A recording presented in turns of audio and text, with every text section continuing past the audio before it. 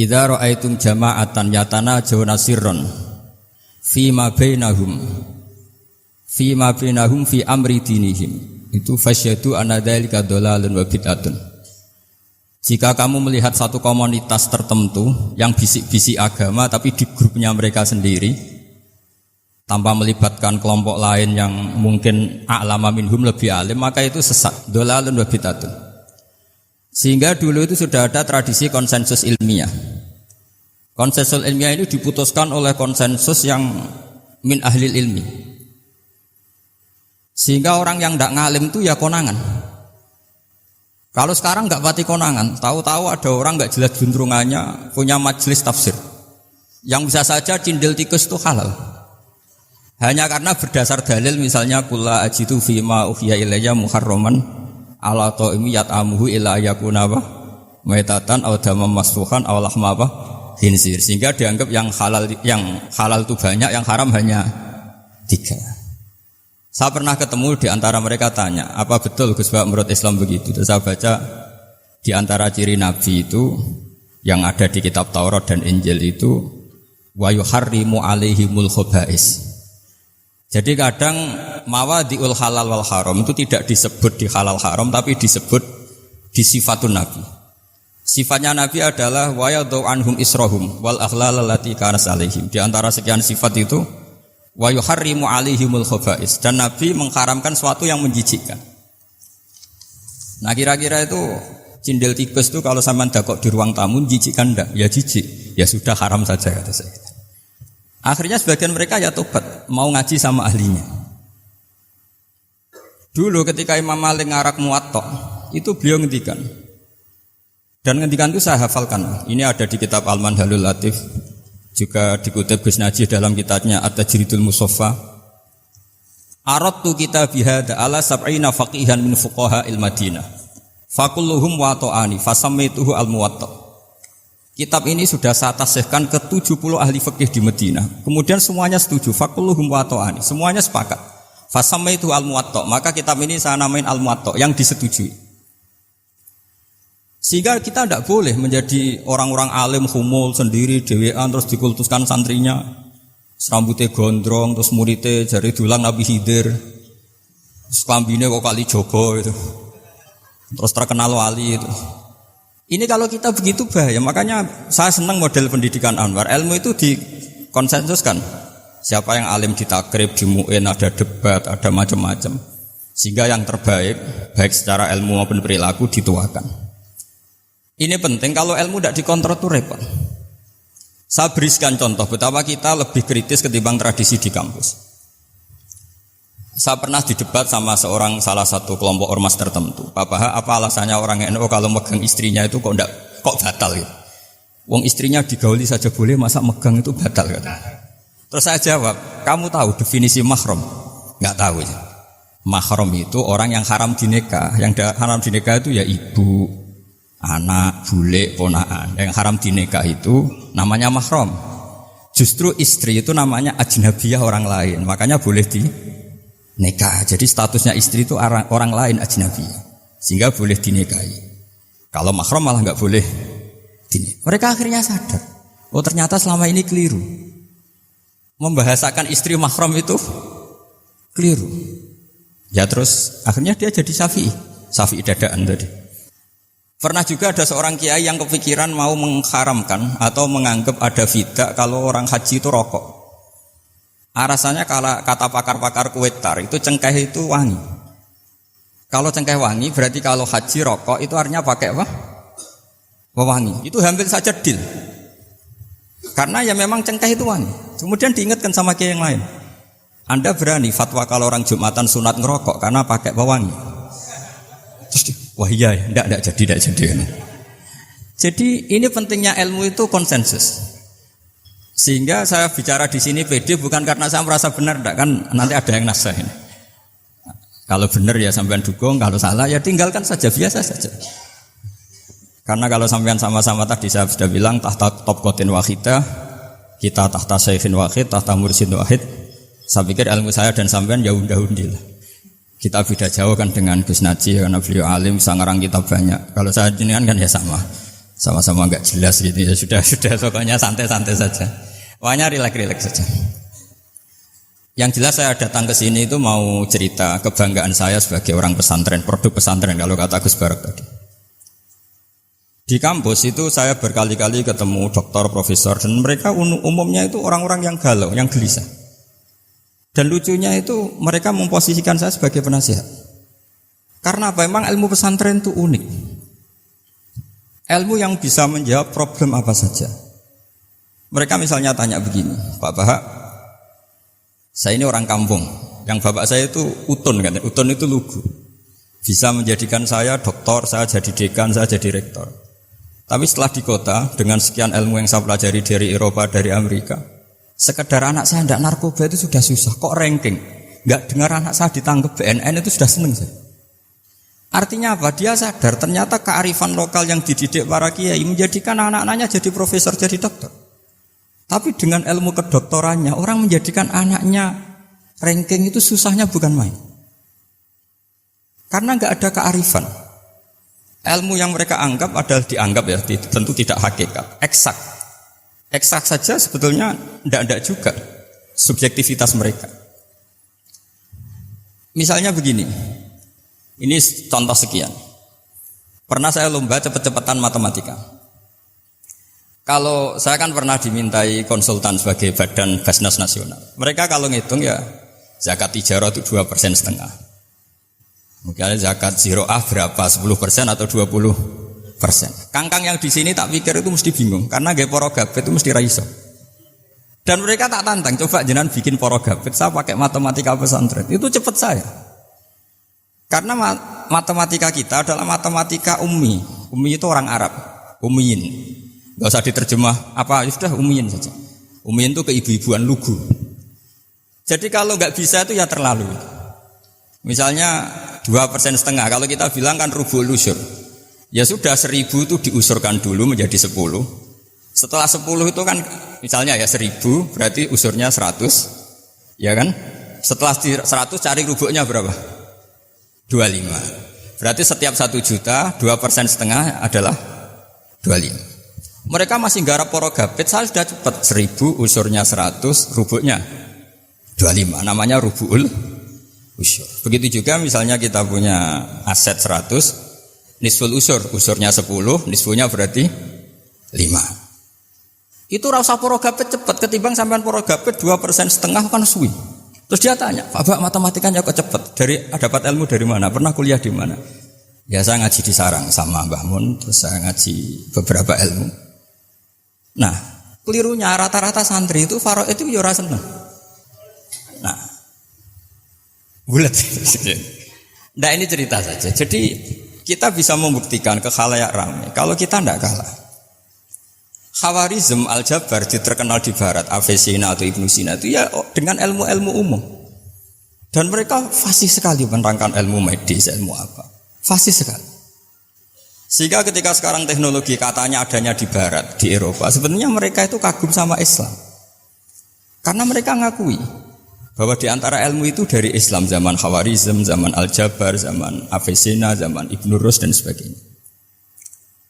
Saya beri sekian contoh dan ini saya bilang tanyakan ke orang kafir yang paling inat, paling lacep di dunia. Tanyakan ayat ini, pasti artinya seperti ini. Yaitu ketika ada fenomena likuifaksi, tentu kalau di Jogja kan ada grup ilmiah. Mereka tanya saya, Pak Bahak, apa ada teori manusia itu ditenggelamkan di bumi? Yang teori, bukan kasus, bukan peristiwa sejarah. Kalau peristiwa sejarah kan ada korun.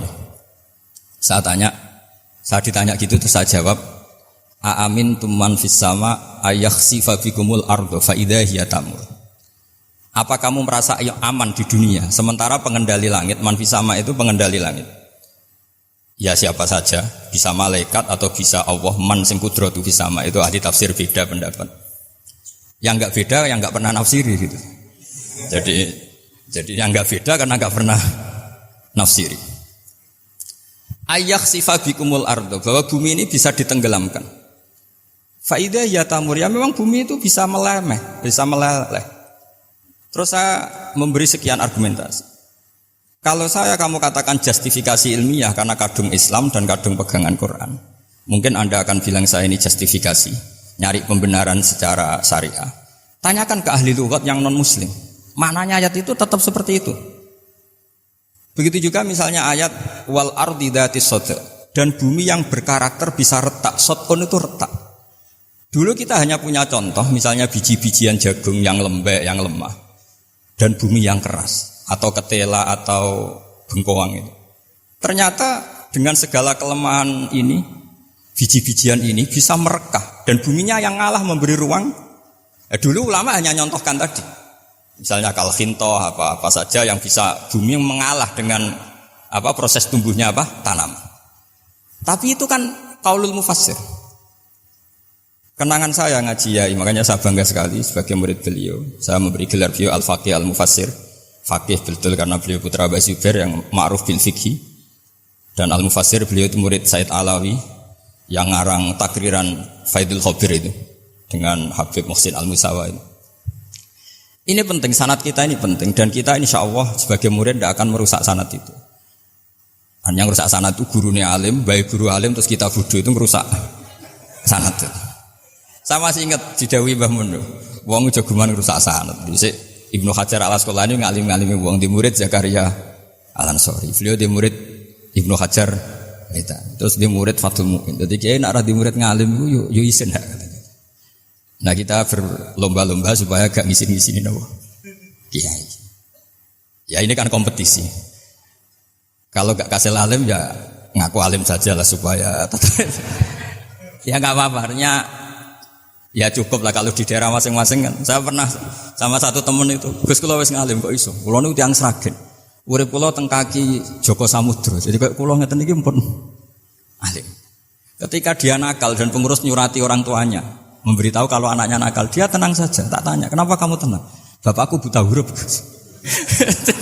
Jadi pengurus nyurati itu ya tenang saja dia, karena dia tahu orang tuanya itu buta huruf. Kok nikmat huruf kok kowe nggih, saya nak jer. Ya tapi insya Allah barokatuh Syekhina semua itu tetap berkah. Karena itu awal hidayat di daerah masing-masing. Itu tidak perlu alim, sudah hebat itu. Karena ya nggak perlu lah. Kalau alim betul malah nggak sempat dakwah. Begini, ini penting saya utarakan. Karena sanad keguruan itu pernah saya cek ya. Ini cerita ini tahadus bin Ni'mat. Guyonannya ulama meskipun guyonan itu ternyata musalsal. Dulu ya itu mungkin semuanya dengar sering cerita ada seorang desa gitu yang kambingnya habis mati, kebetulan kambingnya itu jenggotan kata beliau. Itu ada khotib yang jenggotan tuh nangis. Sempat khotibnya itu GR kalau dia itu ya ta'assar bimau idoti.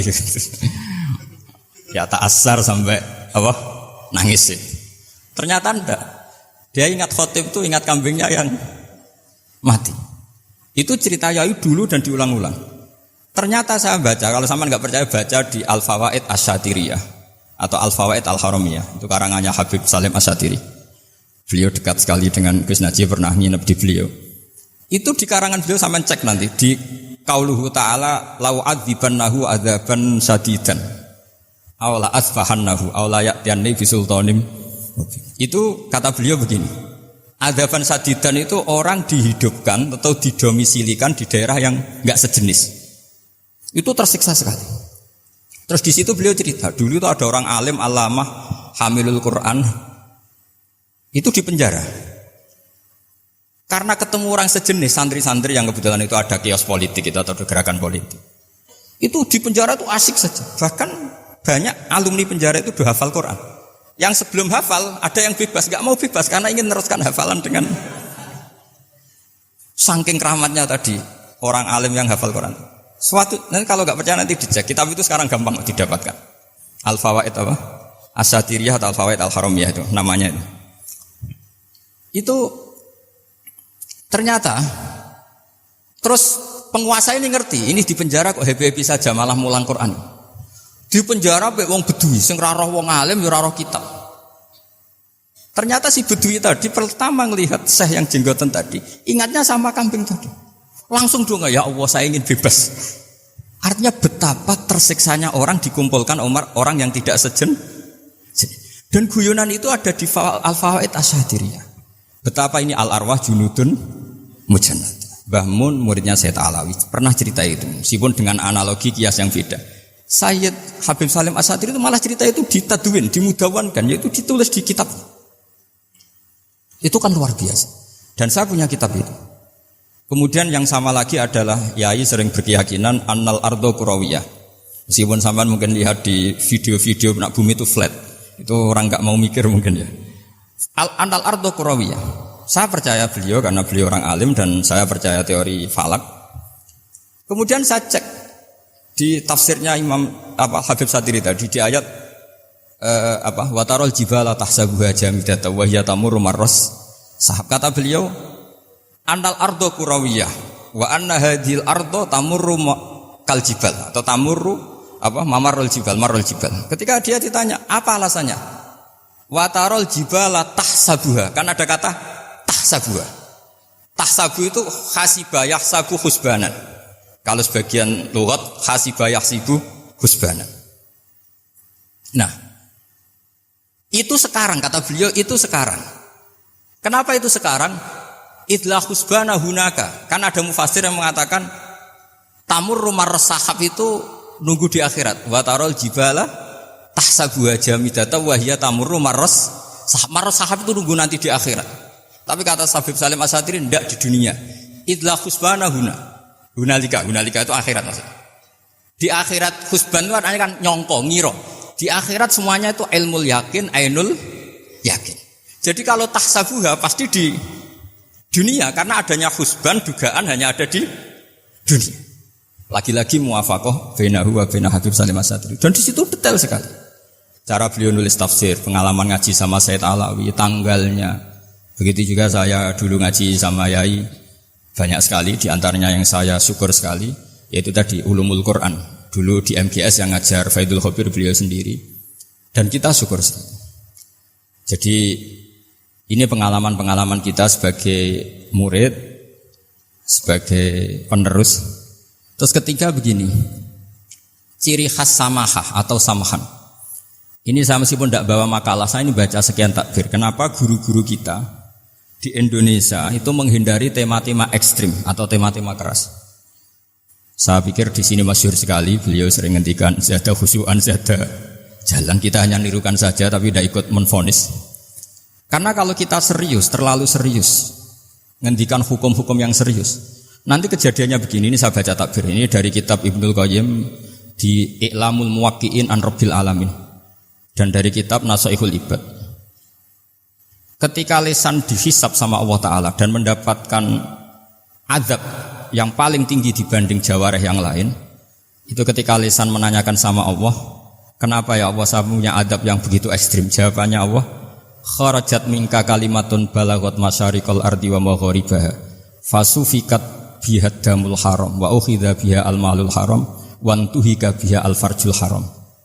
Jadi kalau fatwa serius menjadi ekstremis, apalagi fatwa-fatwa tentang chaos, tentang apa itu, nanti resikonya itu ada safkud dima, dan itu hal yang dihindari ulama dulu. Kamu jangan pernah fatwa dengan meluncurkan satu kalimat yang dengan kalimat itu bisa saja sufika biha ad-damul haram. Orang-orang yang enggak perlu mati harus terbunuh dan sebagainya dan sebagainya. Kalau dalam Nasaihul Ibad redaksinya adalah kharajat minka kalimatun balagot masyariqal ardi wa magharibaha. Ini kalau di kitab Ibnul Qayyim redaksinya itu ada seorang ulama yang ngeluh ketika habis ngajar Al-Hudud. Ha anadza, kata beliau, yuta'allamu minni ma tudrabu bihir riqab wa tuta'u bihil furuj wa tu'khadhu bihil huquq. Jadi sehingga dengan tradisi ulama kabiron an kabirin, dulu-dulunya itu memang ulama menghindari tema-tema ekstrim. Bukan karena tidak bisa, karena takut ini kalau salah fatwa nanti safkud dima. Dan itu yang dilakukan Said Hasan bin Ali ketika beliau konflik, ya dengan tanda kutip konflik dengan Muawiyah. Kata beliau, bisa saja ini hakku rajulin, ya sudah tak kembalikan ke dia. Bisa saja hak saya tak kasihkan ke dia, haknan lidima'il muslimin. Tapi karena hukum itu adalah hukum yang sifatnya ijtihadiyah, beliau tetap menutup dengan makalah wa in adri la'allahu fitnatul lakum wa mata'un ilahin. Saya tidak tahu ini kayak apa, jangan-jangan ini hanya fitnah.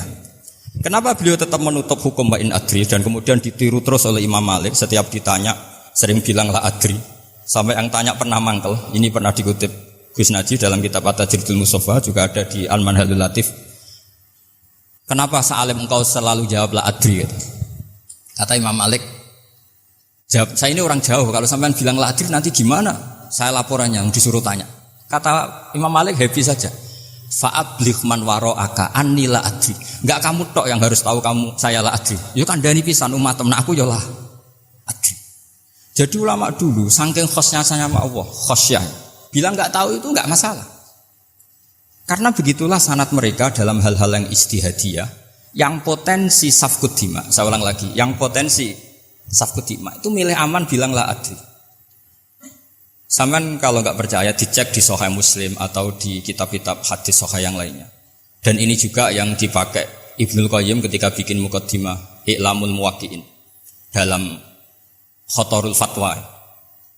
Ada seorang namanya itu Buraidah. Buraidah itu Amirul Jais. Itu setiap mau perang atau punya MOU dengan kelompok lain, kata Rasulullah, jika mereka menginginkan kamu ala antun zilahum ala hukmillah wa ala hukmi rasulillah falatun zilhum ala hukmillah wa ala hukmi rasulillah. Ada redaksi yang fi dhimmatillah wa fi dhimmati rasulillah.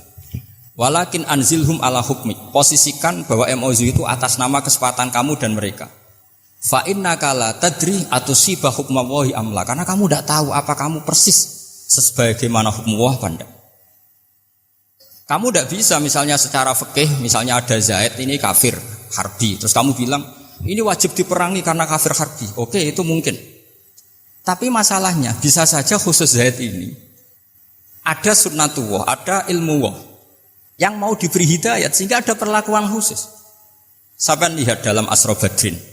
Itu yang ketangkap di Asra Badrin itu kan semuanya kafir harbi. Ini alhamdulillah ini beliau rawuh. Kalau terusakan. Itu di Asra Badrin itu kan semua yang ketangkep itu adalah orang-orang yang dulu kafir harbi. Termasuk min bainihim ada Said Abbas. Tapi ketika itu jelas-jelas pernah kafir harbi ikut perang Badar. Ini pentingnya muqabalah. Apa Abu Bakar usul dimaafkan, Umar usul darbur riqab. Apa tanggapan Rasulullah sallallahu alaihi wasallam ketika masalu kaya Abu Bakrin masalu Ibrahim? Qala faman tabi'ani fa innahu minni wa man asani fa innaka ghafurur rahim. Wa masaluka ya Umar masalau Nuh. Qala rabbil la tadzar alal ardi minal kafirina napa? Dayar. Dan apa yang dilakukan Rasulullah? Beliau memilih pendapatnya Abu Bakar. Dan apa yang terjadi? Said Abbas dan beberapa sahabat menjadi Islam. Wa hasuna islamuhum. Artinya gini, jadi betapa dalam menganalisis satu hukum sosial karena ini manusia. Saya ulang lagi, karena ini manusia itu susah sekali. Makanya dalam banyak hal sikap-sikap Rasulullah itu dipandu oleh Allah tentu. Ada ayat laisa laka minal amri syai'un aw yatuba alaihim aw yu'adzibahum. Makanya saya mohon sekali ini para santri, khususnya santri alumni Alwar, mohon belajar itu tafsir Munir itu detail. Karena di tafsir Munir itu misalnya ada ayat tertentu yang mengkritik orang kafir tertentu fitil kalwaqiah gitu. Di situ ada kejelasan fa aslamu wa hasuna islamuhum. Misalnya wasfir nafsaka ma'al ladzina tuna rabbahum bil ghadat seterusnya terus wala ta'du'anaka anhum turidu zinatal hayatid dunya. Terus beliau menerangkan orang-orang ini yang dulu angkuh enggak mau ta'alum sama Nabi karena enggak mau jejer sama du'afaul muhajirin dan du'afaul ansor. Itu akhirnya Islam dan wahasuna Islam. Saya kira demikian, nanti monggo bareng-bareng istifadah dari Syekhina Najih. Dan saya syukur sekali karena mendapatkan naskah At-Tajridul Mustafa. Saya sinau buhot itu banyak di kitab-kitab fikih, tapi saya mengenang dari yang dikutip beliau tentang Imam Malik, tentang buhot in kharaju ala misli Umar bin Abdul Aziz. Terus ketika siapa itu Ibnu Qasim tanya, fa'ilam yakun mislah, kata Imam Malik, ya dakhum yang taqimu wa min dzalimin bi dzalimin. Semua yang taqimu min kilaihim. Jadi sikap-sikap dari Syekhina, dari para ulama-ulama kita yang sabar ngadepi umarok yang macam-macam, itu adalah sikap dari guru-guru kita, musalsal ila Rasulillah sallallahu alaihi wasallam.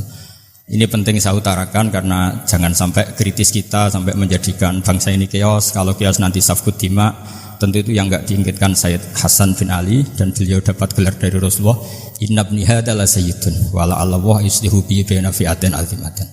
Saya kira demikian, dan bareng-bareng monggo istifadah dari Sayyidina Kiai Naji.